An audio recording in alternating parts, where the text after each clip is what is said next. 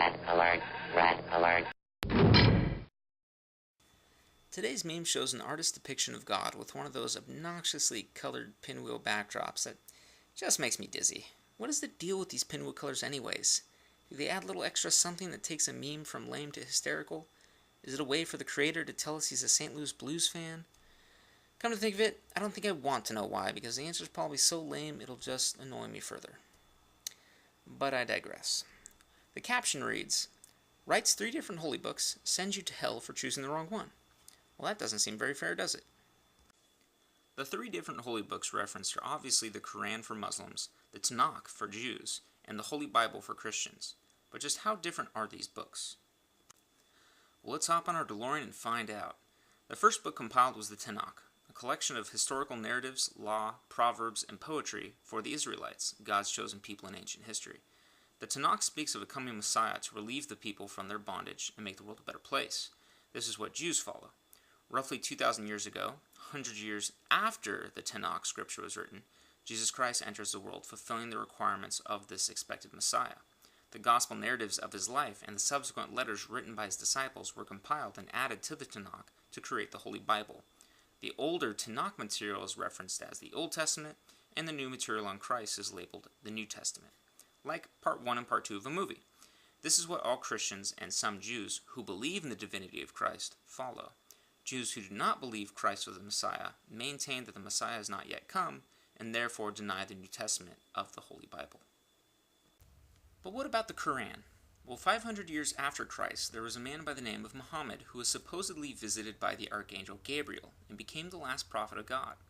Muhammad would be the founder of the religion of Islam, for which the Quran was written.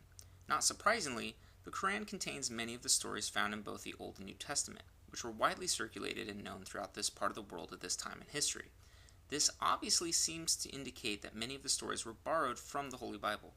So if the Holy Bible is like Part 1 and Part 2 of a movie, the Quran is like a remake of the 2 movies into one movie that has a modified message and alternate ending. It's kind of like Charlie and the Chocolate Factory versus Willy Wonka and the Chocolate Factory. A lot of the characters and locations are the same, but the tone and the message are pretty distinct. So our 3 different holy books actually have a lot in common with one another.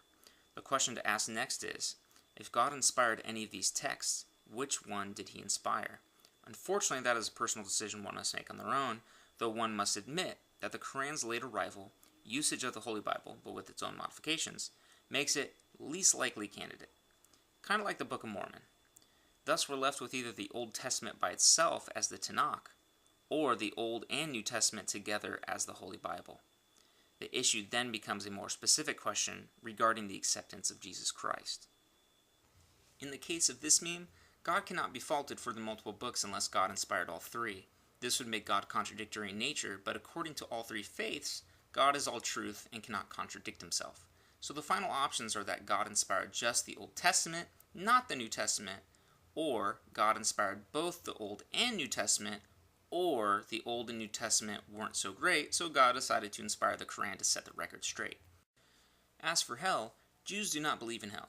So if the Jews are correct, no one goes to hell for choosing the wrong book. Christians traditionally believe in hell, but only those who deny Christ go there. So a Muslim or Jew may never be exposed to Christ, and hence would not necessarily go to hell despite choosing the wrong book. More liberal Christians argue that no one goes to hell, but that is a whole other can of worms that isn't really worth getting into right now. But if they are correct, that would also conclude that no one goes to hell if they choose the wrong book. As for Muslims, who likewise believe in hell, your final destination depends on the balance of good deeds to bad deeds.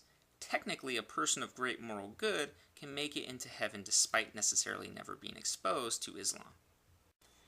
In conclusion, one does not go to hell for choosing the wrong book, and no amount of spinning pinwheel colors in this meme is going to convince me otherwise.